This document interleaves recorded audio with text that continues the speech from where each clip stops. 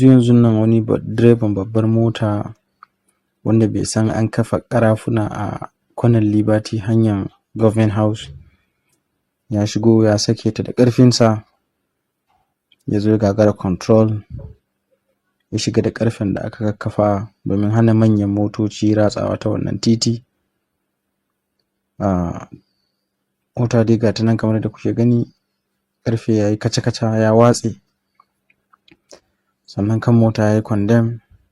wanda direba ya jikkata, kuma akwai mutanen da ya ɗauko a cikin mota duk su ma an cire su dai, amma kuma direban ya jikkata sosai, wanda ga shi nan kamar yadda kuke gani al'umma sun kawo ɗauki, ana ta ƙoƙarin ciro waɗanda suke ciki.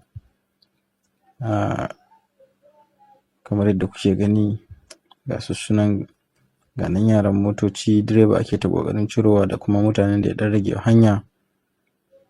Ga shi nan an ciro wani yaro domin ya rage wa wasu mutane hanya.